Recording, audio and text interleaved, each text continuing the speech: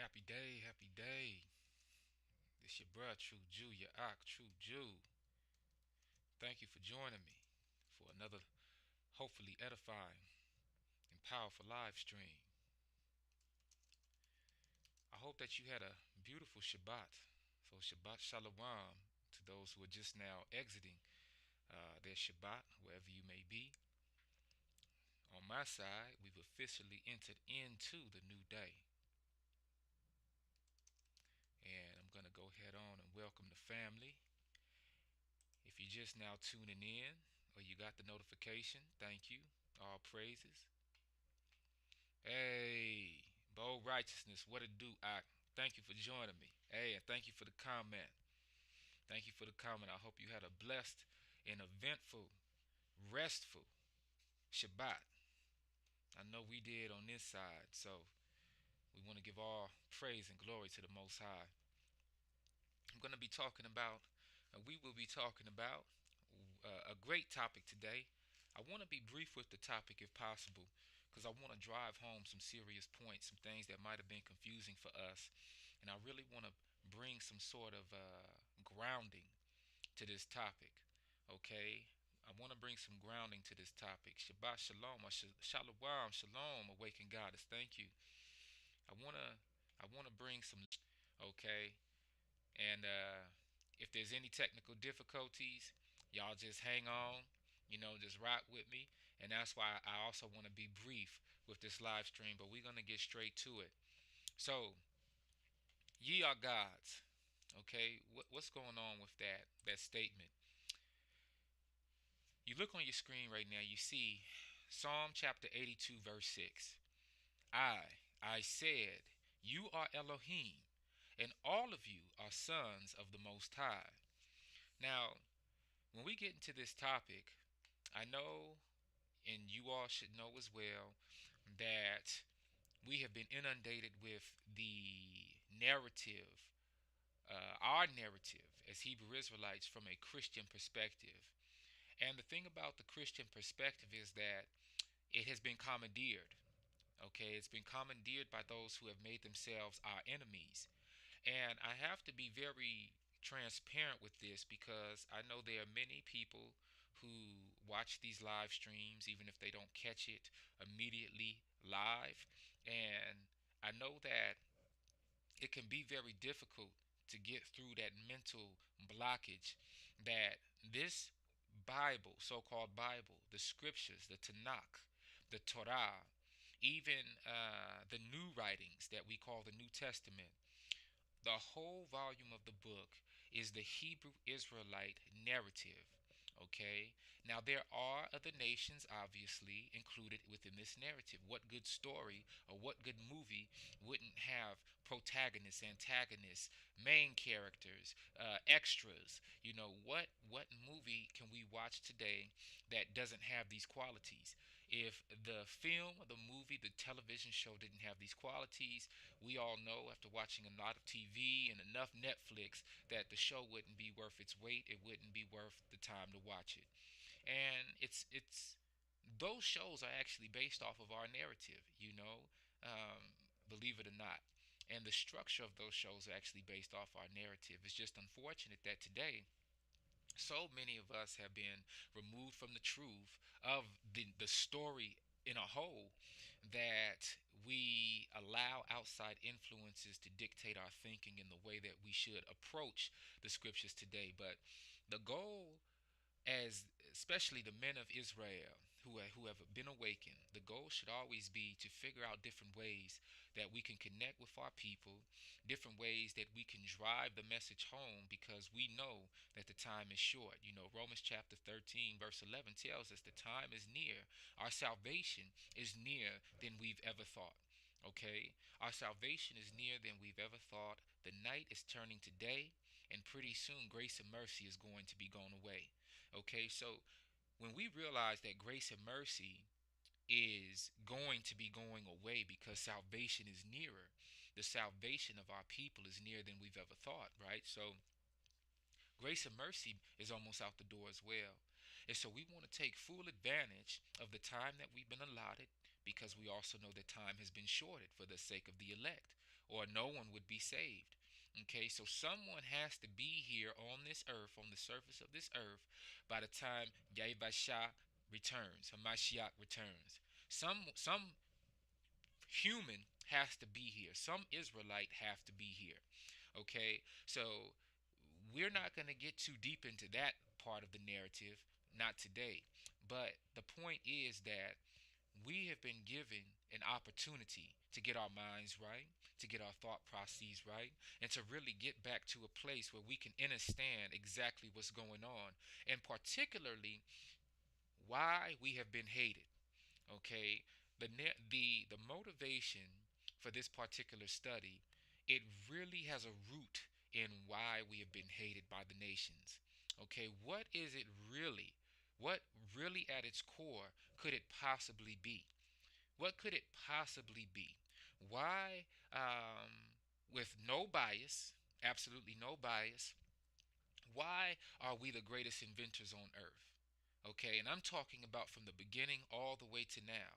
The suppressed inventions, all the way to those who we see every day, and we still don't get the credit for those inventions today. But there was a time where we definitely had the credit, which drove the hatred toward our people from the other nations.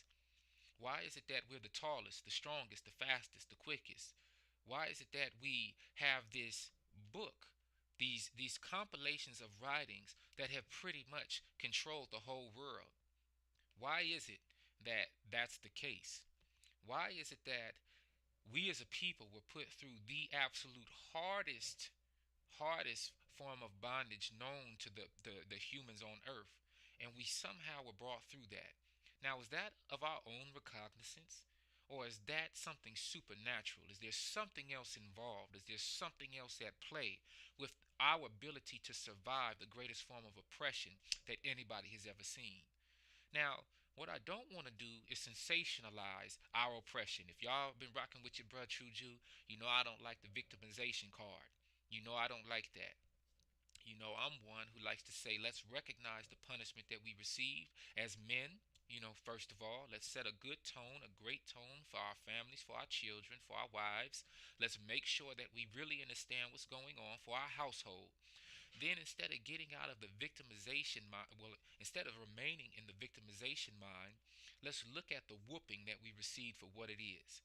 Okay? Let's look at the correction that we received for what it is. Because, truth be told, the Torah was given to the men of Israel, and the men of Israel were supposed to guide their families, our families, the right and correct way.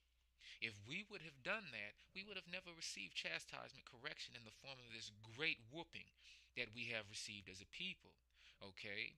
And so correction is going to start with the men of Israel. The men of Yasharal are going to have to wake up and do the hard work to redeem the time in order to showcase to the Most High that we are sincere in our repentance, and also be a shining example to our families who are watching us so that they too get in line with us. Now, that's the main reason I don't do the victimization card. Okay? Because the more that we focus on being victims, the longer it's going to take us to actually return to our power. Okay? And all of this culminated into the root for why this lesson I felt was so important today. Okay, February 25th, 2023. Okay, so hopefully the family is able to join. Hopefully the family is able to tap in. If you're not able to join the live stream while it's live, most high willing, it will be up immediately for your perusal so that you can identify the type of mindset that I feel, in my opinion, is more important to harbor and to meditate upon than that of a victim mindset. And it starts with identity. We know that we are children of Israel by now, hopefully.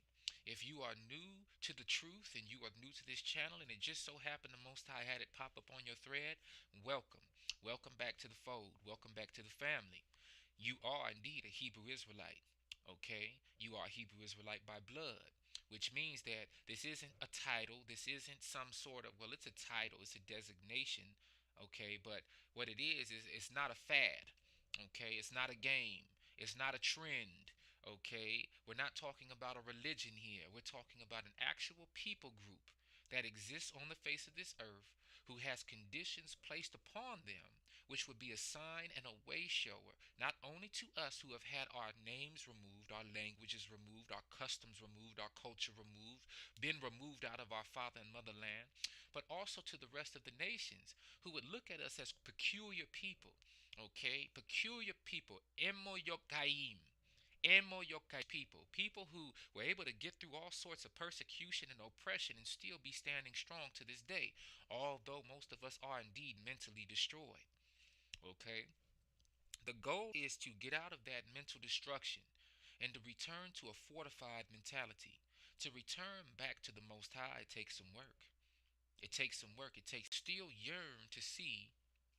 Okay, many of us still yearn to see our fatherland. Many of us still yearn to see the return of our people to a proper and sound mind state. Many of us still yearn to see the Most High and the Son return with great power and to redeem us out of the four corners of the earth, of the earth where we've been transplanted to. Many of us still yearn to see our culture living and thriving. Many of us yearn to speak our language again, the holy and sacred tongue. Many of us yearn to dance to our own music again. Many of us yearn to wear our clothing again, our textiles. Many of us yearn to raise crops and livestock and handle business as a Hebrew Israelite minded man and woman. Many of us yearn to see our families return to a righteous state. So, all of these things, oh, can't forget this one. Many of us yearn to see the day when we turn back to the law, statutes, and commandments of the Most High and actually live them as second nature. So, what's going on today with this YouTube, with this particular live stream? I said you are Elohim, and all of you are sons of the Most High. Yes, indeed. I'll let you get it one more time. Psalm chapter 82, verse 6. Okay. Now, what I'm going to do is I'm going to lower my screen a little bit because we're going to do some screen sharing. And I want to make sure that everybody has an opportunity to see what's going to be presented. Now, let's move this over. Okay. Y'all, I'm still getting used to this new thing. All right. So, y'all bear with me. I'm still getting used to this. Okay. This is a depiction of Moshe, of Moses, after he received the tablets of stone with which was written upon the 10 Commandments, or the 10 words, given by Yahweh to the children of Israel, Yasharala. And what you're going to see throughout this live stream presentation are simply depictions. They're artistic renderings that were illustrated by our people who realized the importance of our children, and not only our children, but even the adults of our people, to see ourselves on the screen, to see ourselves depicted in a way of, in a showcase of power, to see ourselves when we were in a higher estate, to see ourselves when we were actually in the land, when we were actually following the tenets of the Most High as given to us through Torah. Okay? And so I'm going to be showcasing, amongst other things, many images every once in a while that showcase our people being great, but from an ancient Hebraic Israelite perspective. Okay? And as we do this, I want you to imagine, I want you to be supernaturally connected to a power that is great and almighty. Reading out of the book of Deuteronomy, chapter 32. And one thing that got me in this study was that I decided to pull from Deuteronomy chapter 32, but from many different translations. I think there's power in the translations at this time. I know most of us are keen to read from the KJV only. These days, as a matter of fact, I've decided to take the scriptures, the IS Institute for Scriptural Research is what they're called. So I've decided to move that way as of late, but of course I still have my KJV, I have the NIV, I have the Amplified, I have the 1611, the Tanakh. Okay, all these different versions of the scriptures in order to get a more fuller sense of what is being said, okay, and what's being conveyed. Ultimately, though, regardless of the definition, I even have access to the ancient writings themselves and the ancient renderings, a more mechanical version of the scriptures. Okay? But the point is, we're not going to be able to get clear on who we are until we disassociate ourselves with the Roman way of thinking, the romanticized approach, and get back to a Hebraic approach, and then further focus that Hebraic approach into that of our original Israelite estate. Okay, so this is very, very important to me. It's extremely important that we understand the context of this study before we move forward. Those of you who are not Israelites, okay, those of you who would be considered Gentiles, this video presentation or this YouTube presentation will be very advantageous to you as well. You will be able to do away with the lies inherited by your fathers, which have been taught by your fathers to you. And you will be able to now get a better sense of who you are, why you are, and why you might have certain mental proclivities toward the true Israelite people if you do so. Okay?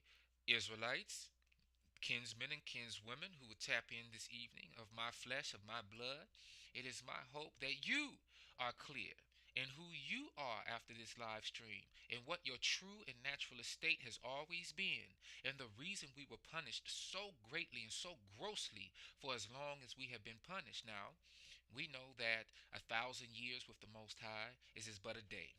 And a day is as but 1,000 years in the eye of the Most High. So we have been in the places of our captivity, this final captivity, for about 530 years or so. This seems like a long, drawn out time for us in this realm. However, in the realm of the Most High, that 530-year time period that we experience is nothing more than but a little over half a day. So most men here and some of you sisters have worked 12-hour shifts before, swing shifts, a little overtime, a little double overtime, and you worked that type of shift where it was about 12 hours. And when you think about the context and how, depending on what you're doing, like for me, if I'm in the music studio and I'm working like that, 12 hours goes by just like that. It's not work when you're having fun, they say. But if you at, what we call a plantation, and you getting it in, and you working 12 hours, it could seem like a long time. So depending on the relativity of the experience, it's going to dictate how you see things and how you feel things. Well, for the Most High, according to the scriptures, this 530-year period, if we do the math, has only been over about 12 hours or so. So some of us sleep for 12 hours. On a Shabbat, we might rest for 12 hours. To each his own. But the point is, that 12-hour time period is something that I feel is indicative of the return of the Most High. And this is how we know that the day is drawing near. Our salvation is drawing near. We're still in the frying pan right now. And it's important that we understand who we are, because when things really start taking place, we're going to see everything that Hollywood has tried to present to us through CGI, blue screen, green screen technology. We're going to see it play out in front of us. The shadow government has their versions of this called Project Bluebeam, where they'll be using the sky. Okay, they'll be using the blue background of the sky to act as a worldwide blue screen so that they can spiritual beings having a human experience. And I hope that it's not, I'm going back and forth with this connection, it feels like. So once again, please bear with me if the transmission isn't stable. Okay. Once again, I have to drill home the point that this book is not a Christian book. It's not a Christian set of writings, although the tenets of following after Hamashiach are very real. You know, the word Christ comes from the word Christos, okay, which means to be anointed. Okay, Hamashiach means salvation, the Savior, one who comes to save. Okay, so there's slightly different definitions involved with the word, but nonetheless, we would hope through our understanding that we're talking about the same individual. All right, this narrative is a Hebrew Israelite narrative. I know it doesn't feel good to hear that, especially if this is a new moment in time for you, a new season of your life where you're just now coming into the truth, or you might have stumbled on this live stream as a Christian mindset person, and you're like, what is this brother talking about? Well, from the beginning to the end, we're talking about a certain group of people who were originally supposed to be the royal priesthood of the Most High here on this earth. Our calling was very peculiar because we were a peculiar people as well. There was a time when we weren't the most people. We were the fewest people on earth. We were the fewest nation on earth. And over time, we have multiplied to a great number. Judah Talks. Welcome, family. Shalom, shalom. Welcome to the live stream, family. For sure. Welcome. There was a time when we were the fewest of number of people on earth. Okay? And we were chosen because we had some proclivities about us. We stiff necked people and erect us for this day today. Okay? So, what does this have to do with us being gods? Elohim. Well, Elohim means rulers, powers, messengers, depending on the context. And at our highest estate, the children of Israel are all of that in one. Now, we are waking up, however. So, what we're going to do is we're going to begin the slideshow. Okay, we're going to begin the slideshow. And like I said, most high willing, we'll have images of power placed in front of us to help remind us of our state, to help remind us of who we are, because for too long our images have been whitewashed, for too long our images have been suppressed, for too long our narrative has been hidden from us. The truth of our narrative has been hidden, and it's just so important for us to redeem the time, as the scriptures say, because once again, Romans 13 verse 11, the time draws near for our salvation, and it's closer than we ever thought. So, this is very important. So, what I'm going to do is I'm going to begin this slideshow. Okay? And we're going to read from Deuteronomy chapter 32, verse 8. Now, what I did was I have Deuteronomy chapter 32, verse 8 from, I think, 8 different. One more time. I said, you are Elohim, and all of you are sons of the Most High.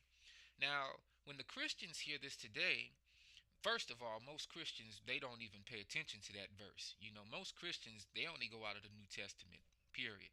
But that's what's so funny and ironic. Because when we heard this originally, at least when I first heard it, if I'm thinking correctly, I heard it in that red letter, which is located in the New Testament. And even though it's red letter, most folks seem to skirt over it. Now, when it comes to the Christians who don't skirt over it, they usually, if it's cutting out, brother, if the signal is cutting out, then the transmission, my reception is not as good as it needs to be. Okay, so no, it might not be just you, but hopefully the stream altogether, when it's time to publish this, it all forms the way it should. Hopefully it streams correctly. But thank you for letting me know, Bo Righteousness. I hope that you don't have any issues moving forward, and that's why I knew I had to be brief as possible with this live stream. When Yaibashah said that, many people wanted to stone him, and many people wanted to chase him away. They considered what he said to be blasphemous, but it was not blasphemous at all. He actually pulled it from the Tanakh, from the holy writings, from the scriptures. Today, modern Christians who do accept that verse to be valid and true, they will take that verse and sort of mangle it in the sense to apply it to non-Israelite people. Okay, they will apply it to themselves as Gentile Christians. And that's where some of the discord between what I'm going to be bringing forth or what will be brought forth through me is going to be felt by those who don't identify as Hebrew Israelite people. Okay, it's going to be difficult because, once again, the whole volume of the book has to deal with the children of Israel. There's no getting around it, there's no compromise. However, we don't have to be okay. So This is what we're going to do. Let's begin the slide, chapter 32, verse 8.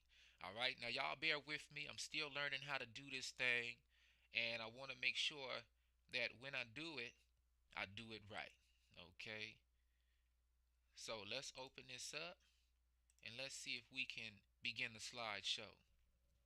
Okay, the first verse that we're going to cover is actually Deuteronomy chapter 32, verses 3 through 4. I will proclaim the name of Yahweh. Oh, praise the greatness of our El. He is the rock. His works are perfect, and all his ways are just. A faithful El who does no wrong. Upright and just is he. Now, I felt it was important to open this study up with that particular verse, or this leg of the study with that verse, because we want to focus on the fact that our El, okay, Yahweh is the El in Elohim, okay. El in Hebrew means almighty, all powerful, one, okay. Eloah is the same singular definition of El. Now, when we say Elohim, we are talking about a plural conglomeration. Oh, I have the disclaimer. We're going to get into some deeper Hebraic perspective on this. Remember, I mentioned for too long we have had a romanticized way of thinking.